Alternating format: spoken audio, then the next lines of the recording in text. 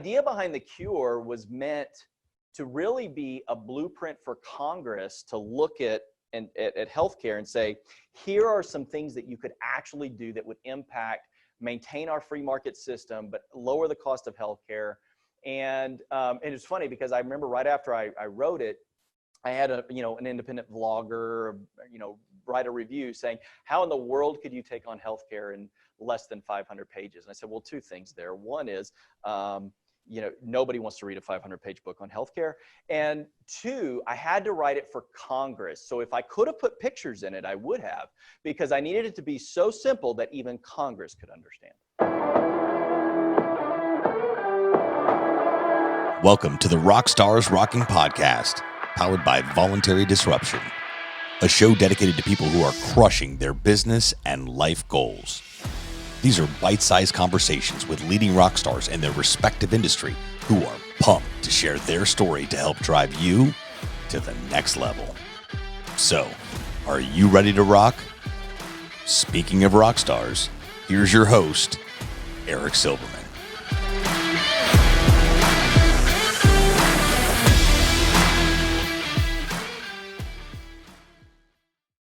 Hey rock stars, welcome back to another episode of RockstarsRocking. If you're listening to me on a podcast, not watching, I just slapped my fingers together and made a hashtag because it's hashtag RockstarsRocking. And boy, do I have a rock star with us today. Everybody welcome my good friend Seth Denson out of McKinney, Texas, a suburb of Dallas. Welcome, Seth. Thanks for joining us today. Hey, buddy. Thanks for having me on, man. I appreciate it. It's a pleasure to be with you. Hey man, I appreciate you taking the time. I know you're super busy. My goodness, talk about media. For those of you that don't know Seth, let me tell you something. If there's a news network that you've heard of, if the first one that just came to your mind, yes, that one, the one that just came to your mind, Seth has been featured on it and probably featured multiple times, from Fox News to One America to CBS to ABC. You name it, he's all over the place and he's exploding in the best possible way. And let me tell you how I first met Seth. So Seth, a lot of people wouldn't even realize that you're, of course, in the insurance business, but that you actually sell insurance for a living, right? That's, I believe, you'll have to correct me, but I believe that's how you pay your bills. And the reality, gang, is Seth actually was up for one of five nominations for Benefits Pro Broker of the Year in 2019, one of the 5 finalists. And that is a pretty darn prestigious honor in the benefits world, like myself and he. There's how many thousands of benefit brokers and advisors, Seth? So that's when I first met you. Let me ask you a question. How do you tie in the explosive media that you're doing with insurance and employee benefits? Well, thanks for having me on, man. I appreciate it. When I got your email, I was excited. Of all the media shows I do, I was really excited to get to be with you, man, because I respect the work that you do and in your platform, and so thank you. I was honored to be a rock star. So, how do I tie it in? Listen, the reality is our industry has changed. So, for those of us in the healthcare space, in the brokerage space, listen, let me start by saying maybe how I got into this, right? So, when I was in college, I changed my major a number of times. I couldn't figure out what I wanted to do with my life. And it was a guidance counselor in college who said, well, what do you really like to do? And I said, I like to play golf. And most of the people that I knew that played golf were in the financial services or health insurance space. So that's effectively, and there's a long story there, but that's how I got into this space. I don't play golf anymore. I can't tell you the last time I played golf. I still love the game. I just don't get to do it. But I've made a conscious choice not to. And where I'm going with that is our industry has changed. So, almost 20 years ago when I got into the space, you could manage this business pretty well. Status quo was acceptable, right? And I love your book, Breaking the Status Quo, right? Because back in the day, that was acceptable and it was the lesser of evils. And this was the easiest 30-hour-a-week job you could ever have. But our industry has changed, at least for those that want to do something great and make an impact. And so for that reason, you have to be changing the way you approach the industry. And I say this all the time, placing insurance is the easy part. That takes that long. It's all the stuff you're doing the other 364 days a year that makes sure that you're doing the best work for your client. And so the beauty of that is, as we start to think about specifically healthcare and health insurance and the way that those two things work interdependently yet dependently upon one another, is that you need to be an expert of the healthcare game if you want to be an expert in the health insurance game. And when you go on Fox News or CNN or NBC or any of these networks that I'm regularly on, I've been interviewed alongside and debated people that wrote the Affordable Care Act. I have been on with former secretaries of Veterans Affairs, press secretaries, you name it. You kind of got to be on your game. And so the ability to take the research and the time and energy into that and apply it when we do our healthcare business and consulting for our clients, it's almost like you're getting to kill two birds with one stone, because you got to be good at one to be good at the other. And that's not also to say, though, that I have a really phenomenal staff that is better than me at everything that I do. And I remember a colleague telling me, a mentor of mine early on in my career, that when you get to the point in your career when you're hiring people that are smarter and better than you, you will know you have made it. And my friend, I will tell you, my entire staff are people that are smarter and better than me. I completely agree with that with respect to hiring the smartest talent to surround yourself with. And most likely, if they're really good, they're definitely smarter than you. You just happen to be the face for the camera, or in my case, I just happen to be the ugly voice behind the TV. Listen, here's a question that I wanted to ask you. So I ordered The Cure. I have not read it yet, full disclosure. I should have timed this properly and read it first, then had you on. But I've read a little bit about it. And tie that in, because your book is right up there, certainly with mine, but with Dave Chase's book and a lot of industry gurus that have written some books about changing healthcare. Talk about where that came from and how that came about. Yeah, thank you. So I wrote what I would call maybe the white paper that became the book. It was as the Republicans were arguing the merits of the Affordable Care Act. So President Trump had just won the election, right? So Republicans have control of the House of Representatives, the Senate, and the White House. They're going to take on the Affordable Care Act, which was a campaign promise and something that Republicans had campaigned on for years. And I read the bill that they put forth, which was the BHCRA, and my staff and I, Andrew, my right hand, and we looked at it together, and it was like, yeah, this isn't going to actually do anything to lower the cost of healthcare. It might give the Republicans a win for repeal and replace, but at the end of the day, it won't do anything. And then that became what we called skinny repeal or replace. And I actually wrote an article where I said that skinny repeal was like a skinny margarita, a tasteless, watered down version of the original that had no merit or substance in it. And so I remember watching the debates on the floor, and then for those that follow politics closely, the infamous John McCain was the no vote that stopped it and said, nope, the Affordable Care Act is here to stay. Skinny repeal is not going to happen. Here's what it is. And kudos to the late John McCain on that. And I apologize for any of your listeners who hate the Affordable Care Act. And I can tell you, I'm no big fan of it either. But replacing it with a bigger piece of garbage wasn't going to be valuable. And so I sat down that night and I wrote, if I had my way, what would be the things that I would tell Congress to do that would actually address the rising cost of healthcare? And so I wrote it, I sent it to my staff and my team, and like we do on most things, we collaborated on it.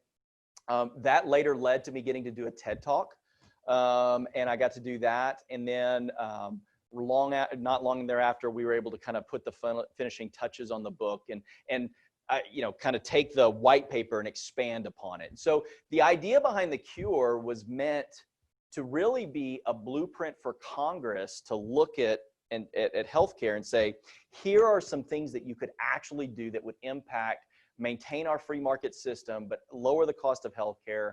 And it's funny because I remember right after I wrote it, I had an independent vlogger, write a review saying, how in the world could you take on healthcare in less than 500 pages? And I said, well, two things there. One is, nobody wants to read a 500-page book on healthcare. And two, I had to write it for Congress. So if I could have put pictures in it, I would have, because I needed it to be so simple that even Congress could understand. There you go. Well, if that's not a soundbite, I don't know what is. Thank you for that. Listen, let me ask you this. How do you have time to sell insurance? Like, what are you doing, man? You're on every news channel. You're on the internet news channels, Cheddar and Newsy and all those others. I mean, when do you sell insurance? I mean, I imagine you have a huge team behind you, but talk about that for a minute. Yeah, so there's a couple of things there. And I think that our sales approach is a little bit different than most. And I say this all the time, we try to not sell anything, rather we help people buy what they need. And we're not trying to change what they're buying, just how they're buying it. And the media certainly helps from a perspective of, I assure you, the phone's not ringing off the hook with people that say, oh, I saw you on Fox this morning and I want to do business with you. What it does do, though, is create some validation, right? Sure. Some third-party validation of, hey, this guy might know what he's talking about and his firm might know what they're talking about. Even though I can argue that sometimes mainstream media may not be well liked anymore and people might change their perception. But I also, you hit the nail on the head on a couple things. One is, like I said, I got a great staff. I got a great team that really helps support a lot of the detail-oriented work that goes into it. I am super regimented in my day. So my normal day starts anywhere between 4 and 4:30 in the morning. And I'm very scripted in how I structure my day, from, what time I work out, what time I eat breakfast, what time I read medical briefings, to do research, to engage with my staff. And when I get off of that cycle routine, something goes awry, which is this whole coronavirus thing has been a little bit of a challenge in that. But so, everything's very scripted and by the book. And I will tell you, I'm a terrible multitasker. I can't do it. Don't ever ask me. I have massive squirrel syndrome. And so that's where, I have a great team, and I live and breathe by my calendar and documentation. And I don't sleep much. And fortunately, I don't require a whole lot of that, at least not until I hit that point where it's like, okay, I probably need to hibernate for a day. But it's a lot of energy, but it's a lot of focus on the few key things. And I used to try to be all things to all people and be the best at a lot of things. And, a mentor of mine said, that somebody that's good at a lot of things can be the master at none. So find out those things that you're really good at, and farm out the things that you're not. And so for me, that's really 4 or 5 things that I focus my attention on. And everything else, fortunately, I'm surrounded by somebody who can do that better than me. So if I'm an employer group, right, and I have however many employees, by the way, what's your average size case? We write groups anywhere between 50 and 5,000 employees is kind of our target. We've got some that are bigger than that. We've got some that are smaller than that. I would say that in our wheelhouse is in that 100 to 500 space is kind of where we focus most of our attention.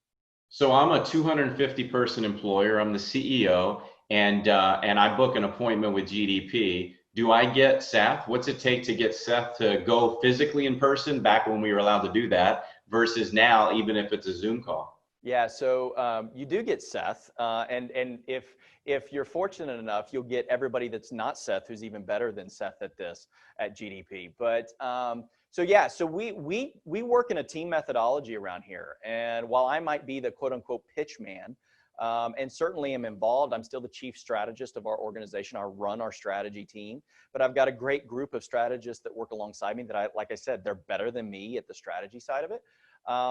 And so our normal process, by the way, we were doing virtual meetings when virtual meetings weren't cool. And so it's not uncommon for, listen, I've got clients that have been clients for 5 or 6 years. I've never been on site to their location. Doesn't mean that it's not a GDP staff member hasn't been on site, but it doesn't always necessarily mean that I have to be. And so I will do on average anywhere between 5 and 7 Zoom or GoToMeeting or whatever format you want to use meeting a day. It does allow me to be in a lot of places at the same time. Now, that's also not to say that I don't, before coronavirus, spend a good chunk of my life on airplanes. Mm-hmm. I do. And so it's a combo of both. That said, if you looked at our client portfolio, for example, while we're based here in Texas, less than 30% of our clients are here in Texas. That's awesome. That's incredible. Now, do you have an outbound team that makes cold and or warm calls, or is it all inbound? The vast majority of our business is referral-based business, inbound to us. Early on in my career, when it was just Seth, party of one, when I started the firm in 2011, before I merged with my now partner, John Powder, it was a lot of outbound calls. It was smiling and dialing, and my name's Seth, how do you like me so far? And network meetings and all the things that I think are important for everybody to do. And we have a young sales staff and we have an experienced sales staff. And I will tell you that our young guys, yeah, it's the same. You get out there and knock on the doors and pound the pavement and go to the network meetings and manage your time effectively. For our more senior producers and advisors, I mean, it's, they're getting to work their Rolodex, so to speak. I just aged myself by calling it a Rolodex, but, they're working their contact lists. And I'm fortunate that in my particular portfolio, the vast majority of it, if not almost all of it, has been referral based. That's awesome. Well, I tell you, if I was a new producer starting out in the insurance world, I'd want to be under you because even if I was cold calling, the established and inherent credibility that you brought to your firm for their betterment is just uncanny. So that's got to be a lot more helpful than, hey, I'm Eric with Joe's insurance agency up the street. I would imagine. Yeah, and as you well know, my friend, I mean, your reputation matters anymore. And listen, that can be a double-edged sword, especially given some of the media outlets I've been on. I remember the first time I did CNN, and I had a few people that were none too pleased that they saw my face on CNN. And, for my conservative friends, I said, well, listen, I get it, but I was tired of preaching to heathens or to Christians. I was ready to go preach to some heathens. I mean, you gotta make a joke out of it sometimes and recognize that, listen, at the end of the day, there's people on all lines of the spectrum. My primary focus is healthcare and trying to make our system more navigatable, more effective for my clients. And guess what? Diseases don't have a political agenda, neither will solutions to solve them. I'm willing to go anywhere and talk to anybody if they're willing to give me the microphone and say, how do you think we need to solve for this? I love that. Love that. Well, listen, before we wrap up, I got to talk about our favorite sport, baseball. Baseball season, we're recording it the week that baseball starts, 60 games. It's going to be a sprint to the finish. This will be released at some point soon, but talk about it. But tell me about baseball and your life. So listen, I think all life lessons you can sum up in the game of baseball, right? Teamwork, fundamentals, make sure you use two hands. In other words, get your hands on whatever it is you're doing and focus on it. Like all these great, matter of fact, my dad growing up, I think he had a shirt, everything I ever needed to know about life, I learned playing baseball. And so baseball was not just America's pastime, it was the Denson's pastime growing up. And my brother played in college. I had opportunities to play in college. My dad was our coach growing up, and I loved baseball, and I still do to this day. And it is one of those things that I can't wait for it to come back because I miss it so much. I miss watching games. I miss going to games. And even in Texas where it's miserable to go to games in the summer, you still do. But yeah, I just can't wait for it to come back. All right. I know you're a big Rangers fan. Tell us how are your Rangers going to do in the shortened 2020 season? Because we don't need to talk about my Orioles. We already know how that's going to go. So for longtime Rangers fans, which there aren't a lot, but we have this thing that we talk about, which is the curse of the All-Star break, which is usually our team is doing really, really well, and then the All-Star break comes and something happens. I'm hopeful that because we'll never get to the All-Star break, that maybe this is our year. So I'm excited. I like some of the fundamentals of our team. I would be remiss if here's the reality. I haven't been following it a lot because you just don't know what's been going on. But we got a new stadium. It's supposed to be indoors. I'm hoping maybe some air conditioning can help. And so we'll see. But, I'm always pulling for my Rangers. It's been a rough life as a fan, though. All right. Well, welcome to being an Oriole fan in the year 2020 in the last couple of years. So I hear you on that. Well, listen, I appreciate it, Bud. This has been fantastic, very insightful. I love getting to know you from a different perspective than what we all see on the traditional news media. I'm certainly not that. So real quick before we go, how can somebody reach you if they wanted to just ask you a question? If I'm an employer group or a colleague, broker, partner that wanted to pick your brain, are you up for that type of thing? How can they get in touch with you? Always, man. And again, I love the platforms that you're on. And what I know about you, buddy, is that you're always willing to help others out. And same here. I always want to be helping people out any way I can. I'm passionate about our industry and what we're doing. But so all the normal platforms, right? I mean, the website is SethDenson.com. You can go there. You can find my book there, Amazon, any of those other places where you get your book. I'm on Twitter and YouTube and Instagram and Facebook and LinkedIn. And, all of those. I don't have a TikTok. Apparently that's a thing now, but I'm not there. I mean, I have a TikTok. My kids are a little younger than yours, not much, but a little bit. So I'm sure that's in my future. But nonetheless, pretty much anywhere else. And fortunately for me, there's not a lot of Seth Densons out there. So I was able to pretty much grab my name as my username for most of those platforms. All right. Well, all of us look forward to your future TikTok with your kids, because that's all I use it for with my 11-year-old daughter. All right. Well, listen, thanks again, Seth, for everybody here at RockstarsRocking, #RockstarsRocking. I'm Eric Silverman. That's Rockstar Seth Denson. Follow him on all platforms for social media. And as always, I don't want you to have a good day. I want you to make it a great day. Thanks, everybody. Thanks so much for tuning into this episode of the RockstarsRocking podcast. If you haven't done so already, make sure you're subscribed to the show wherever you consume podcasts. And if you feel so inclined, please leave us a review. 5 stars would totally rock. Until next time, Rockstars, keep rocking.